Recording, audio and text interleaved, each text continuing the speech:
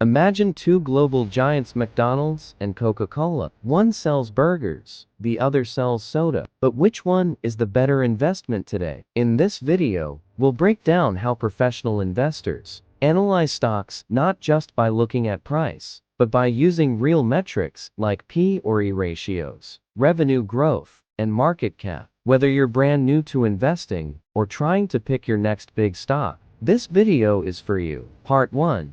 Why stock price alone means nothing. Let's start with the most misunderstood thing in the stock market. Stock price does not equal company size. Coca-Cola trades around 60. McDonald's trades around 280. So does that mean McDonald's is 5 times more valuable? No, a stock price is just total value of the company divided by number of shares outstanding. A company can issue fewer shares, which makes the per share price higher, but that doesn't change the company's actual size. That's why investors look at something called market capitalization, the true size of a company. McDonald's market cap is around 200 billion. Coca-Cola's market cap is around 270 billion. So even though McDonald's stock price is higher, Coca-Cola is actually the bigger company by total value. That's why pros never base decisions on stock price alone. Part 2. What the P/E ratio is and why it matters. Now that you understand market cap,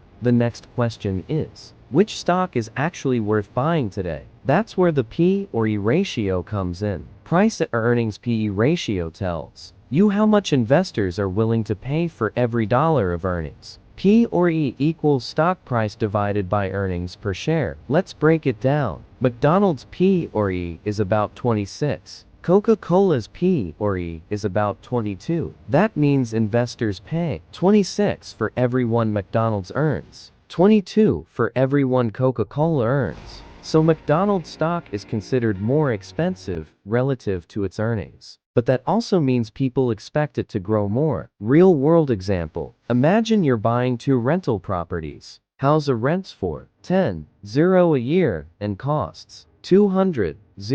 House B rents for $10,000 a year and costs $150,000. Which is the better deal? Obviously House B. Same income, lower price means better return. Same concept applies to stocks. But here's the catch. If House A is in a booming city and House B is in a slow town, growth expectations change everything. Part 3. Other metrics you should check.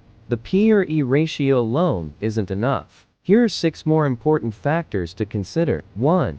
Revenue growth. Is the company growing sales year over year? McDonald's is expanding into delivery, apps, and technology. Coca-Cola is focusing on health drinks, water, and energy products. 2. Net profit margins. Who keeps more of the money they make? Fast food usually has slimmer margins compared to beverage companies. 3. Dividend yield. Coca-Cola has a long history of paying dividends since the 1960s. McDonald's also pays dividends, but at a lower yield. 4. Debt load. Who carries more long-term debt? Higher debt means more risk during recessions. 5. Global reach and risks. Coca-Cola operates in over 200 countries. McDonald's faces risks related to franchises, labor costs, and real estate. 6.